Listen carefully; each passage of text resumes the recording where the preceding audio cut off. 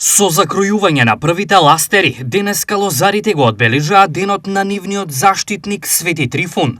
Сепак, што прво се прави во чест на светецот?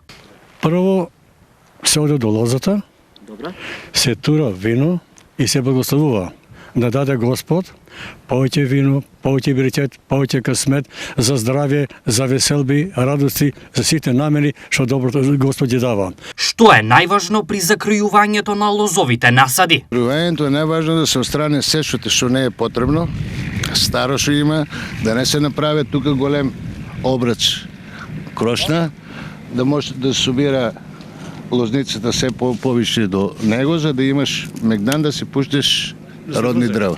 Што е потребно да се добие? Квалитетен и богат род. За квалитетен род треба да биде добро кроена самата лозанка, за да има повеќе род, а како се одржува лозето, што е поздраво гројзето, ќе биде поквалитетно виното. Лозарите со апел од оние кои доправа сакаат да се занимаваат со оваа земјоделска дејност. Па тие што сакаат да занимаваат со лозарство, прво нека размислат добро дека ќе заглават.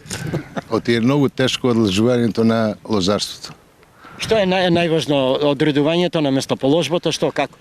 Па местоположбата и многу работа. Многу работа, стварно има многу работа, стубови, жици, додека се справи 7-8 години, исто ко мало дете до 10 години да одгледаш. А кога се појавуваат првата берба по, да речеме, новиот нас? Првата берба може после втората година се појави, втората и третата година више е народ.